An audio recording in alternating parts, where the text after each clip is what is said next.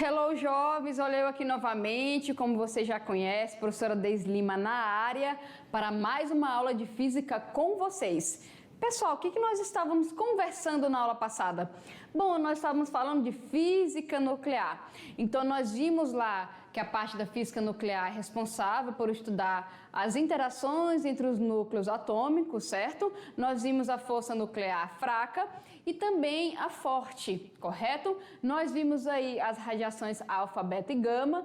Também vimos, né, pessoal, alguns acidentes que ocorreram aí durante a história relacionados à radioatividade e fizemos alguns exercícios. Bom, hoje nós vamos continuar falando de física nuclear. Vamos ver o que nós vamos tratar hoje. Se liga só. Então, nós vamos aí para a física nuclear parte 2, falar um pouco de evolução estelar, também forças fundamentais da natureza, partículas fundamentais da matéria e antimatéria, né? E também aí a biografia de alguns nomes famosos quando se fala de física nuclear e física de partículas, como Paul Dirac, que é modelo atômico de quarks, e também um pouco de cosmologia, tá, pessoal? Uma conversa bem teórica aqui para nossa aula de hoje. Bom, e como habilidades, nós vamos aí continuar em reconhecer características físicas e parâmetros de movimentos de veículos, corpos celestes e outros objetos em diferentes linguagens e formas de representação, tá? Uma vez que a gente vai falar aí da evolução estelar também. Bom, olha só, em astronomia, evolução estelar é a sequência de mudanças radicais que uma estrela sofre durante seu tempo de vida. Dependendo da massa da estrela, sua vida varia entre alguns milhões de anos para as mais massivas, até trilhões de anos para as menos massivas, o que é muito mais do que a idade do universo, tá, pessoal? Então, estrelas, quanto mais massivas, né, ou quanto menos massivas aqui, elas podem ter aí uma vida com muitos anos, né? Então, trilhões de anos aí para menos massivas e milhões de anos para aquelas que têm mais massa, ok? E aqui nós temos aí, ó, a linha do tempo da vida do Sol, por exemplo, tá? Então, aqui está em bilhões de anos aproximadamente, e aqui são todas as etapas até se transformar aqui, olha só, na gigante vermelha, tá? No ponto 10 aqui, como nós vimos, tá bom? Pessoal, continuando ainda falando de evolução estelar, nós temos o seguinte, vamos lá, olha só. Temos também, pessoal, que a evolução estelar começa com o colapso gravitacional de uma nuvem molecular gigante, ou seja, NMG, né? Também conhecida como berçário estelar. Então aqui nós temos uma foto, né, capturada aí por telescópios, e ela está bem fragmentada aí de uma nuvem molecular de gás e poeira.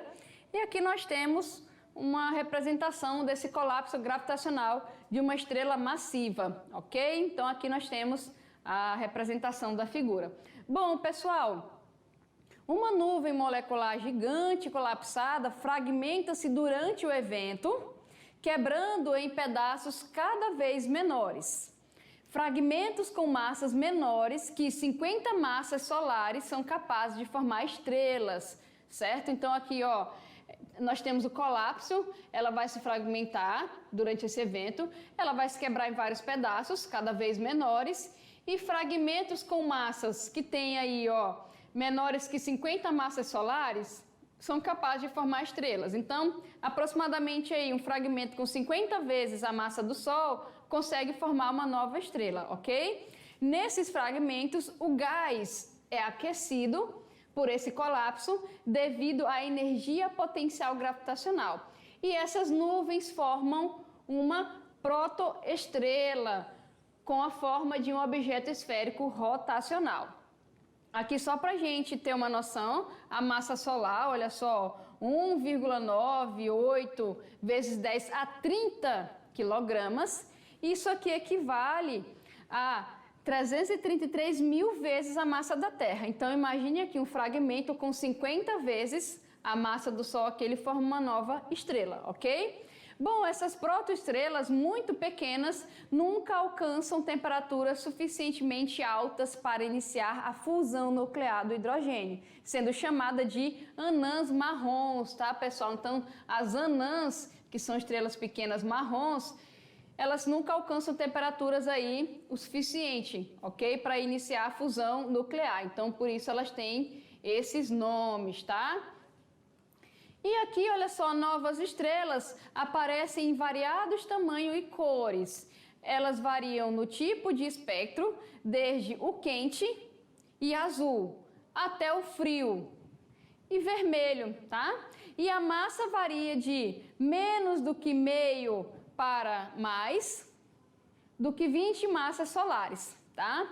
E o brilho e cor de uma estrela depende da temperatura superficial, a qual, por sua vez, depende da massa. Então, aqui nós vimos, por exemplo, ó, protoestrelas aqui muito pequenas, elas não alcançam temperaturas suficientemente altas para fazer a fusão nuclear do hidrogênio, elas são chamadas de anãs marrons. Então, aqui nós vimos que essa questão da cor e do brilho depende da temperatura superficial dessa estrela e também depende do tamanho da sua massa, né? Então, aqui, olha só, nós temos aqui uma nebulosa estelar, nós temos aqui ó, uma estrela anã, no caso o Sol aqui, gigante vermelha, super gigante vermelha, nebulosa planetária e está aqui uma anãzinha branca, ok? São exemplos aí, como vocês podem ver, que a cor e o brilho são determinados da temperatura superficial e da cor e da massa, ok? Pessoal, o que nós podemos falar também? Em relação às estruturas internas de estrelas, da sequência principal, como as zonas de convecção representadas por ciclos com flechas e as zonas de radiação por raios vermelhos. Então aqui, olha só, aqui essas zonas de convecção, lembrando que a convecção, olha só, esse esquema aqui de rotação, tá? Das massas de... Se a gente for pegar lá no segundo ano, trabalha com as massas de ar frio e massas de ar quente, né? Que formam essas redes aqui. Então, convecção aqui, a gente pode ver, ok? E aqui as vermelhinhas é a parte da radiação por raios vermelhos aqui, ok? À esquerda, nós temos uma anã vermelha, ela tem a massa aí, meia massa do Sol, né? Como a gente pode ver aqui, olha só. E também temos aí, que são as de baixa massa, no centro a gente tem uma anã amarela, ela tem aí de meio a 1,5 da massa do Sol, por exemplo, ok? Que é um tamanho intermediário, e à direita a gente tem uma estrela massiva, azul, branca, de sequência principal, tá? E a massa dela aqui é maior, né? Um meio maior que a massa do Sol, ok? Pessoal, o que nós podemos falar disso daqui? Lembrando que quando se trata de estrelas e tudo mais, a gente está falando em milhões, bilhões de anos, tá? De vida dessas estrelas aí. Bom, olha só, depois de vários bilhões de anos, dependendo de sua massa inicial, o suprimento de hidrogênio acaba, interrompendo a fusão nuclear. Então, por exemplo, lá nós vimos a anã marrom, né? A anã marrom é uma estrela que ela não tem temperatura suficiente para fazer a fusão de hidrogênio. Mas nós vimos que, claro, que tem estrelas que conseguem fazer essa fusão de hidrogênio aí, ok? Mas aí vai acontecer isso bilhões de anos, né? Que esse hidrogênio ele vai acabar também, ok? Vamos continuar, olha só. Bom, pessoal, então, quando o suprimento de hidrogênio acaba, interrompe a fusão nuclear. Sem a pressão interna gerada por esta reação, para se contrapor à força da gravidade, as camadas externas da estrela começam a se contrair em direção ao núcleo e dois processos podem ocorrer. Então aqui nós temos ó, só a figurinha para representar o elemento hidrogênio e aqui para representar o hélio, ok? Então o que vai acontecer aqui? Acabou o suprimento de hidrogênio, interrompe a fusão nuclear, certo? Essa fusão nuclear, galerinha, é responsável por manter essa pressão externa aqui grande. Então, o que acontece? Acabou esse suprimento aí, interrompe essa fusão nuclear, a gente não vai ter essa pressão interna que é gerada pela reação de fusão, ok? Sem essa pressão interna aqui, a gente não tem o que contrapor a força da gravidade. Então, o que vai acontecer? A força da gravidade vai fazer com que as camadas externas, elas se dirijam ao núcleo, tá? E a gente pode ter esses processos que ocorrem aí. Dois, né? Especificamente falando. Bom, a gente tem a degeneração de elétrons, é um dos processos, que é o suficiente para compensar a força da gravidade ou o núcleo está quente bastante, né? Cerca aí de 100 megakelvin, é quente pra caramba, tá, pessoal? E o outro aqui que é para iniciar a fusão nuclear do hélio, ok? Qual desses fenômenos aí acontece primeiro depende da massa da estrela, tá bom? Então aqui a gente tem a degeneração de elétrons, ok? Que é para compensar essa força da gravidade, como está escrito aí, ou núcleo quente, bastante, né? Para iniciar a fusão nuclear do hélio, no caso aqui do hélio, ok? E isso aqui, qual desses vai ocorrer, depende muito da massa dessa estrela. Bom, se a temperatura do núcleo da estrela excede 100 milhões de kelvins, como pode ocorrer na última fase das gigantes vermelhas e supergigantes vermelhas, então um terceiro núcleo de hélio tem uma significativa chance de fundir-se com os núcleos de berílio, 8, antes que rompa-se, então, formando carbono 12, tá, pessoal? Então, aqui, olha só, fala da condição de temperatura, ok? Para a gente ter o terceiro núcleo de hélio aí, tá bom? E se esse núcleo se funde, a gente vai ter aí, se ele se funde, no caso aqui, ó, com o núcleo de berílio, a gente vai ter um rompimento e a gente vai ter a formação do carbono 12, nesse caso, ok? E aqui, olha só, nós temos aí uma imagem que é a gigante vermelha comparada ao Sol e outras estrelas. Então, tá aqui o nosso Sol, tá bem aqui, né? Bem pequenininho aí, ok? Aqui nós temos a Arcturus, que é uma estrela laranja, tá aqui o raio dela, tá bom? É aproximadamente aí 20 vezes 10 a 6 quilômetros. O do Sol ali, olha só, é 0,7 vezes 10 a 6 quilômetros. E aqui nós temos Antares, que é uma gigante vermelha, ok? Não é super gigante vermelha, é uma gigante vermelha.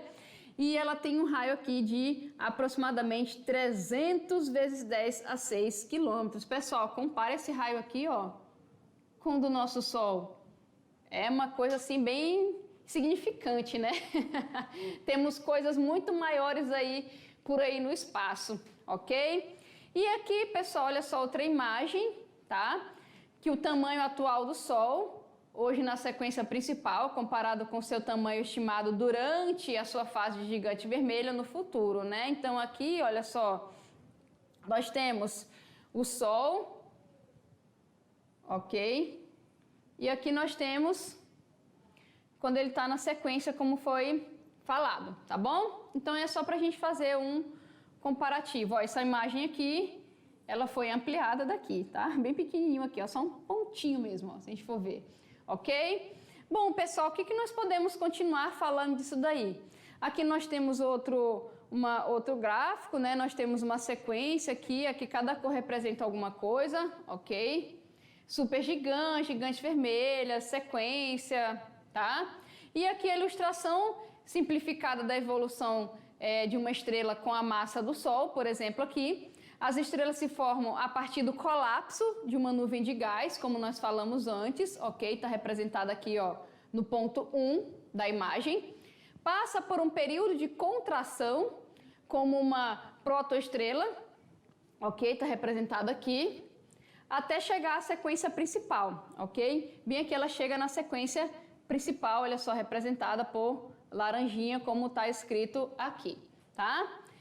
Quando o hidrogênio do núcleo é consumido, ela se expande para uma gigante vermelha, ok? Está representada aqui, olha só, na parte 4 aqui, olha só, gigante vermelha representada aqui no gráfico.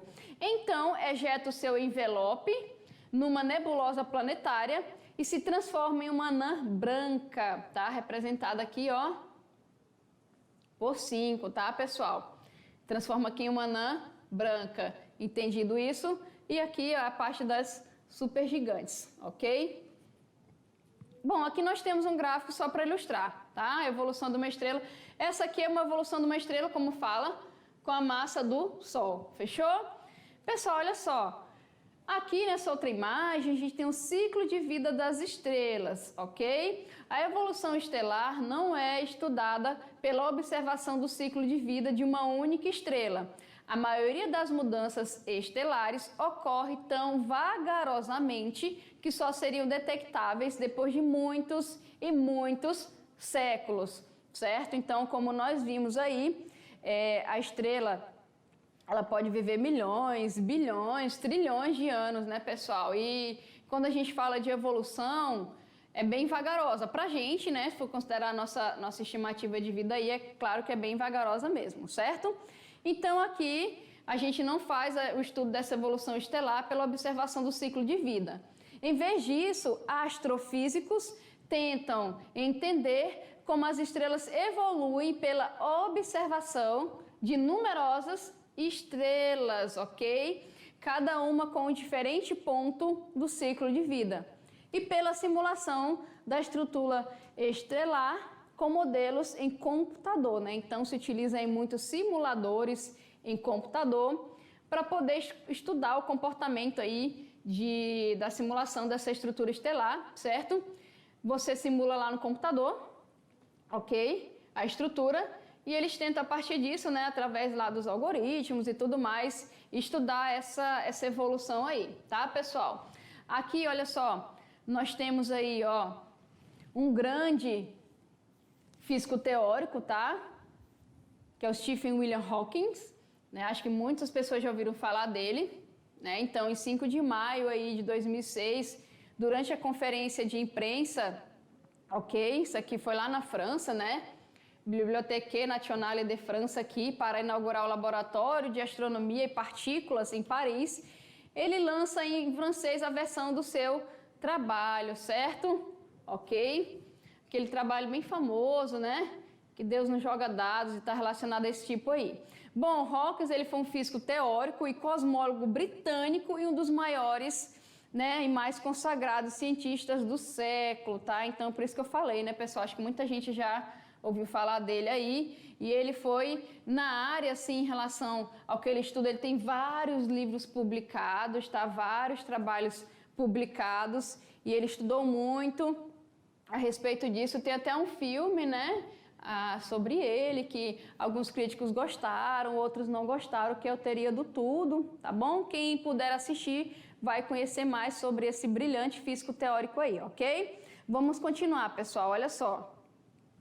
Bom, aqui vamos continuar nossa aula falando das forças fundamentais da natureza. Então, nós estávamos falando lá da evolução estelar, certo? Falamos aí de algumas coisas, algumas condições, que o tamanho, a questão do brilho está relacionado com a massa, certo? E entre outras coisas aí. Bom, pessoal, falando aí das forças fundamentais da natureza, em meio à infinidade de fenômenos físicos, existem 4 interações fundamentais envolvidas.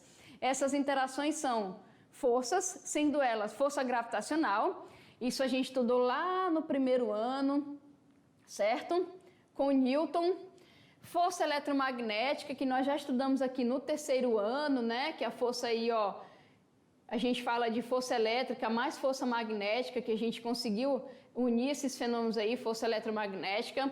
Falamos também, olha só, de força nuclear forte e força nuclear fraca, né? Nós vimos aqui que a força responsável por manter o núcleo unido, certo? E aqui é só um desenho para poder representar. E aqui geralmente é representado em inglês, né? Strong, que é a força forte, electromagnetic, certo? Força nuclear e aqui força gravitacional. Então são só os símbolos aqui, pessoal, para poder representar em inglês. Então, se vocês verem, já sabe o que significa, tá?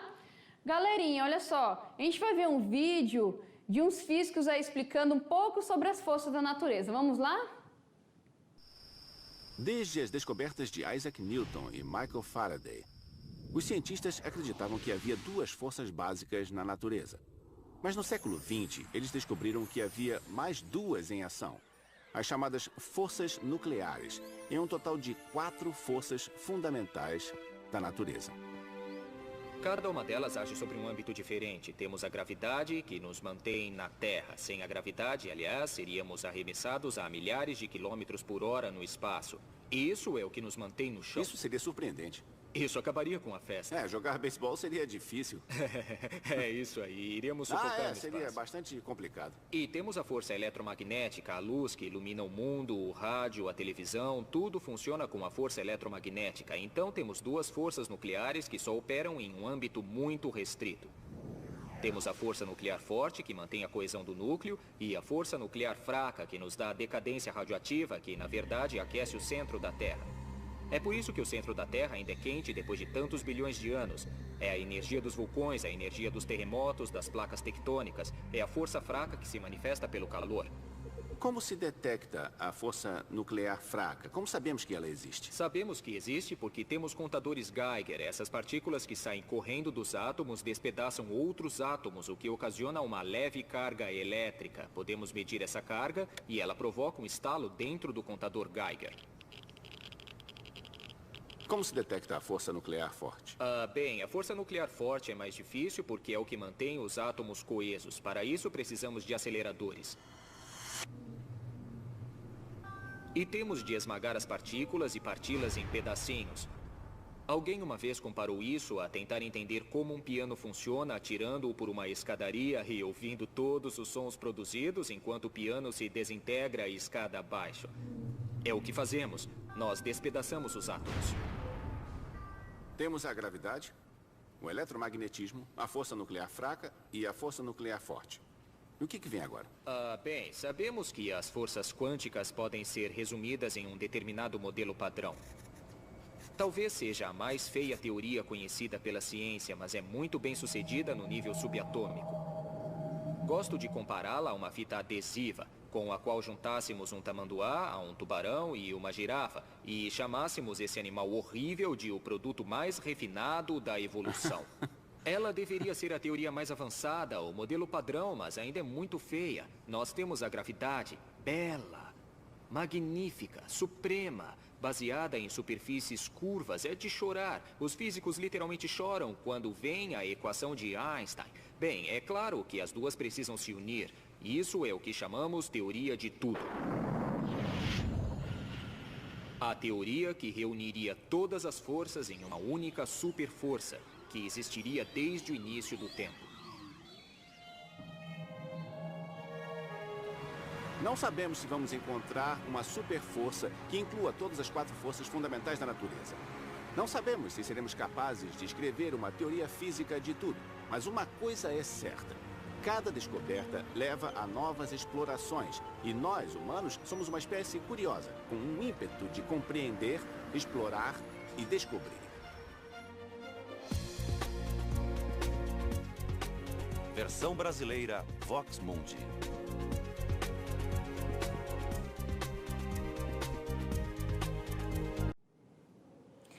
Hello, jovens, viram lá, né, um vídeo bem interessante falando das forças fundamentais e nós vamos conversar com aquela que ele falou, né, que os físicos praticamente choram, que é uma força bem perfeita ali, que é a força gravitacional.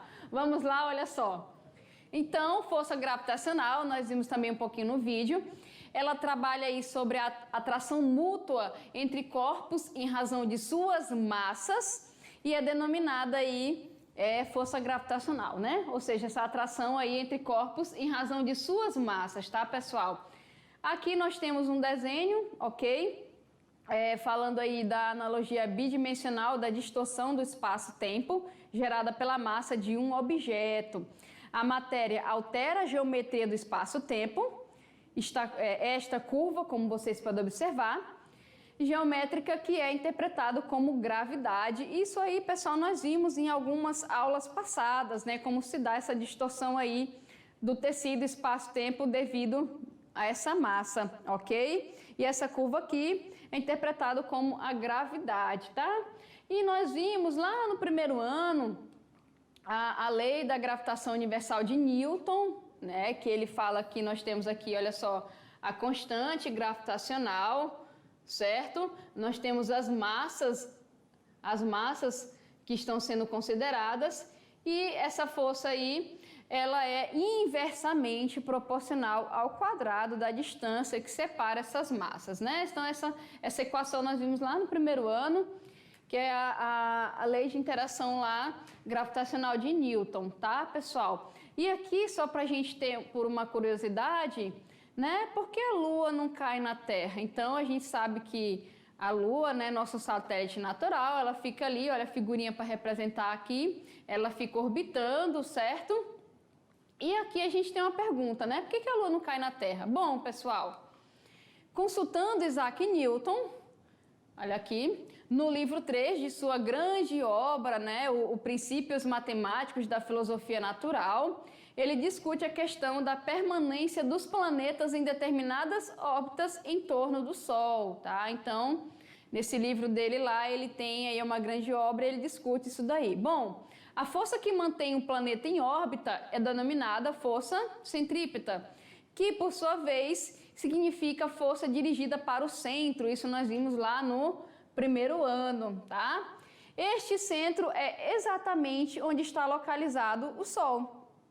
No caso da Lua, a força centrípeta que atua sobre ela está dirigida para o centro da Terra, tá, pessoal? Então aqui, ó, a força centrípeta que atua sobre a Lua está dirigida para o centro da Terra. E aqui nós temos que, ao mesmo tempo que a Lua cai em direção ao centro da Terra, ela simultaneamente move-se na direção transversal, ok? E faz isto na medida certa, de tal forma a manter-se sempre acima da superfície, ou seja, de forma a manter-se em órbita da Terra. Então aqui nós temos uma figura, ok? A Lua se movimenta de L1, como vocês podem observar aqui, ó, está representada por esse pontinho preto aí, para L2. Então tá aqui, ela se movimenta de 1 para 2 aqui, simultaneamente ao movimento tangencial, olha só, L1H, tá aqui, ó, a tangente, ok? A tangente da nossa curva, né? Então, ela se movimenta aqui, ó, simultaneamente. Quando ela vai daqui para cá, simultaneamente tem esse movimento aí, ok? E aqui, ó, ela realiza o movimento centrípeto. E aqui a gente pode ver o movimento centrípeto sendo realizado. E assim, progressivamente, descreve uma órbita ao redor da Terra, sem atingir a sua superfície. Em outras palavras, ela não cai na Terra, certo? Então, aqui está aqui o crédito, ok? De onde foi pegada essa imagem. Está aí, pessoal, essa curiosidade, tá bom? Bom, nós vimos que são 4 forças, falamos da gravitacional. Vamos falar daquela que também nós já vimos esse ano, que é a força eletromagnética, certo? Aqui, olha só, tem 2 GIFs animados. Nós temos aqui, ó, um motorzinho elétrico, né? Então, é um ímã ali embaixo, ok? Fiozinho de cobre. E aqui também vocês podem ver que tem ímãs, né? Então, a força eletromagnética é um tipo de interação que envolve diretamente as seguintes partículas elementares. Quais são essas partículas? Prótons e elétrons.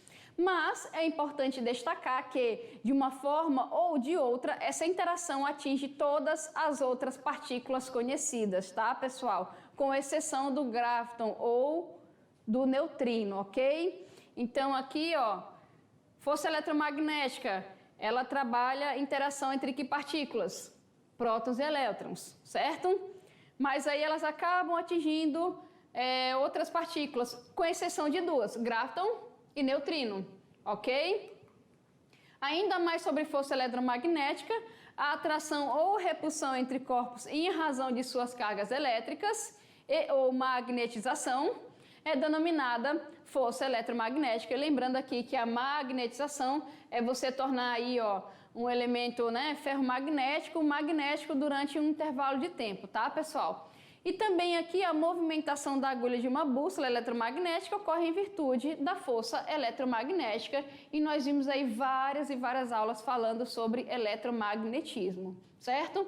Outra força que nós vimos, galerinha, a força nuclear. Nós trabalhamos aí na aula passada e também estamos trabalhando nessa aula. Pessoal, força nuclear fraca, como eu estava falando para vocês, ela desenvolve, né, aí a força desenvolvida entre leptons e hadrons e é denominada força nuclear fraca, certo? E aqui, olha só, no decaimento beta, a força nuclear fraca é responsável pela emissão de elétrons em algumas substâncias radioativas. Então, temos aqui a força nuclear fraca, ela é responsável aí pela emissão de elétrons em algumas substâncias, quando a gente tem decaimento beta, ok? Outro tipo de decaimento. E nós vimos também que a força nuclear forte é a força que mantém a coesão nuclear e a união entre quarks e é denominada força nuclear forte. Bom, olha só que vocês devem estar percebendo. Professor, esses nomes aqui são novos, olha aí, leptons, hadrons, quarks. O que vem a ser isso, pessoal? Bom, nós temos que as partículas, elas têm as partículas elementares e tem também as suas antipartículas e partículas formadas das partículas, né? Parece uma confusão, mas nós vamos ver aí daqui a pouco do que se trata. Então, olha só para a gente ter um exemplo aqui.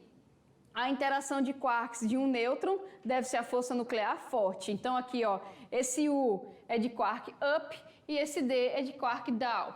E para entender melhor esses quarks e esses nomes diferentes, vamos começar falando aqui, pessoal, de Paul Dirac, ok? Ele trabalhou aí com o modelo de quarks e também cosmologia, ok? Olha só, Paul Adrien Maurice Dirac, ou famoso Dirac, na física de partículas, foi um físico teórico britânico. Ele também estudou, além de física, engenharia elétrica na Universidade de Bristol, completando o curso em 1921. Lá em 1923, ele se formou em matemática e recebeu uma bolsa de pesquisa, ok? Lá na Universidade de Cambridge, né, gente? Então ele recebeu aí uma bolsa de pesquisa e também estudou matemática. Então o cara era bem inteligente mesmo, né? Físico, matemático, engenheiro, tá? E dentre as contribuições fundamentais aí para o desenvolvimento da mecânica quântica e eletrodinâmica, ele teve vários trabalhos escritos e lá em sua tese ele desenvolveu uma versão da mecânica quântica incorporando a mecânica matricial, que trabalha com as matrizes, de Heisenberg, com a mecânica ondulatória de Schur. Então ele pegou aqui, pessoal, incorporou trabalho de dois outros importantes físicos, ok? No único formalismo matemático. Então é uma matemática assim extremamente difícil, né, essa matemática aí. E lá em 1928, ele desenvolveu a chamada equação de Dirac, que descreve o comportamento relativístico do elétron. Esta teoria o levou a prever a existência do pósitron. O pósitron ele é a antipartícula do elétron, ok? E esse pósitron ele foi observado experimentalmente em 1932 por David Anderson. E aqui, ó, recebeu em 1933, junto com Schrödinger, o Nobel de Física, tá, pessoal? E aqui, o que vinha a ser esse quark? O quark, na física de partículas, ele é uma partícula elementar, ok? E um dos dois elementos básicos que constituem matéria. Então, a matéria é constituída aí por elementos básicos, e ele é um dos dois elementos que constitui. Então, ele está aqui, o quark é um dos elementos básicos e o outro é o lepton, tá, pessoal? Os quarks, que são partículas elementares, eles se combinam para formar partículas compostas chamadas hadrons. Então, a combinação de quarks gera os hadrons. Os mais estáveis desse tipo são os prótons e os nêutrons, que são os principais componentes dos núcleos atômicos. Então, olha só, modelo atômico tradicional aqui, ó, tá aqui o núcleo, tá aqui os elétrons aqui no eletrosférico, ok? Aqui, se a gente pegar esse núcleo aqui, ó, a gente tem a composição. Então, nós temos aqui o nêutron, nós temos aqui dois quarks down e um up, e aqui o próton, que são dois quarks up e um down, certo? E para entender mais a respeito disso aqui, temos esse outro nome, que é o Gell-Mann, lá em 1964. Até ficou meio engraçado, né, gente? O nome dele, né? Bom, o que ele fala aqui? Os hadrons são compostos de outros elementos, os quarks, que são de 3 tipos. Então, isso nós vimos no slide anterior. Bom, todos os hadrons descobertos são formados por combinações dessas 3 partículas e suas respectivas antipartículas. Então, nós vemos aqui, ó, cada quark tem seu respectivo antiquark, e essa carga elétrica desse antiquark, ela é de sinal oposto, tá? E tem também um grau de estranheza, de estranho, né, se você for lembrar o nome. E os hadrons são compostos por 3 quarks, e os mesons de um quark e um antiquark. Então, aqui nessa tabela, olha só, nós podemos ver aqui, ó, quark up, down e strange, certo? A carga elétrica aqui, ó, do up, mais 2/3 da carga elementar. O do down, do strange, é o que? Menos 1/3 da carga elementar. E aqui é o grau de estranheza. Para o up e para o down vale 0. E para o strange aqui, ó, vale menos 1. É só uma tabelinha para mostrar em valores, tá, pessoal? Bom, jovens, o que nós podemos dizer também? Devido a um fenômeno conhecido como confinamento, os quarks nunca são diretamente observados ou encontrados isoladamente, ou seja, eles estão confinados. É por isso que eles podem ser encontrados apenas dentro de hadrons, ok? Como os baryons. Categoria, aqui pertence os prótons e os nêutrons. Então, os bários são outros exemplos aqui. E também tem os mesons. Então, olha só, nós temos aqui, ó, de vermelho representando os bósons, de verde os hadrons e de azulzinho os férmions, ok? Aí aqui, ó, são as partículas que correspondem, tá aqui os mesons, olha só. E os baryons, né, gente? Eles estão dentro aqui, ó, dos hadrons, e aqui nós temos outras coisinhas, então cada um é relacionado aqui, ok? Bom, o que a gente pode falar mais, pessoal? Existem 6 tipos, vamos chamar de sabores, tá? De quarks. Eu tenho o up, o down, certo? Para cima, para baixo, né? O strange, que é de estranho mesmo, o charm, que é de charmoso, o bottom e o top, né? O bottom de botão, o top de top. Os quarks up e down possuem as menores massas, ok? Entre todos os quarks aí. Os quarks mais pesados mudam rapidamente para os quarks up e down por meio de um processo de decaimento. Então, se você tem um quark pesadão, através do decaimento, eles vão mudar para os quarks mais leves, que são o up e o down, ok? Que é a transformação de um estado de maior massa a um estado de menor massa. Aí aqui, pessoal, é só uma figura, um exemplo aqui para vocês verem, tá? Tá aqui o átomo de novo, o elétron aqui, o núcleo atômico, né? Como vocês podem observar pela sombrinha aqui, ó. Tá aqui, ó, os up, down, que são os gravitons, né? Bonitinhos aqui. Ok? Que é a colinha, né? A gente fala que os gravitons é a colinha dessas partículas aqui. Tá aqui, ó, up, down, e tá aqui os strangs, né? Ok? E aqui é o nêutron, tá bom? Como nós vimos lá, ó, o que compõe cada um. Bom, aqui uma figurinha simpática para poder representar o up, o down, o string, o sharp, o top e o bottom, né? Olha que bonitinho, parece um botãozinho pulando, né, gente? E devido a isso, os quarks up e down são geralmente estáveis e são os mais comuns no universo, enquanto que os quarks string, charm, bottom e top só podem ser produzidos em colisões de alta energia, tá, pessoal? Devido aí às massas, ok? Essas colisões de alta energia são aquelas, por exemplo, que envolvem os raios cósmicos e aceleradores de partículas, tá bom? E aqui também, olha só, o que nós temos é uma evolução histórica dessas partículas, ó, fóton lá em 1900, antipartículas estudadas lá a partir de 1930, neutrinos a partir de 1930, aqui também, olha só, os quarks lá em 1960, ok? Os bósons, vetores e assim vai, tá, pessoal? E a partir lá de 1978 começou-se o modelo padrão da nossa física de partículas, ok? E aqui, bem antes disso, a era clássica da física lá, ó, a partir de 1800 até 1932, mesons aqui, olha só, o estudo dos mesons também, partículas estranhas aqui, ó, charm, bottom, top, o bóson de Higgs também, ok? Que nós vamos ver mais na próxima aula, vamos até assistir um vídeo, tá bom? E aqui, pessoal, os 6 tipos de quark, up é para cima, é o quark mais leve. Um próton possui 2 up no seu interior e um nêutron possui 1, ok? O down, que é para baixo, ele faz dupla com o up na constituição da matéria. Um próton possui um down e o nêutron possui 2. O charme, tá bom? Ali de charme é o maior que o up e o down, e porém só aparece em aceleradores de partículas. O strange, que é o estranho, é o par do charme e também é muito pesado, ok? Para permanecer inteiro na natureza. E também aqui, nos primórdios, e ele existiu, tá, o strange, apenas lá nos primórdios da criação do universo. Nós temos o top, tá no topo, né? Que é o mais pesado de todos, tá? E nós temos o bottom, que eu falei que é o que parece um botãozinho, né, pessoal? Que ele é fundo, ok? Assim como os 3 anteriores, é muito pesado para existir até hoje, tá?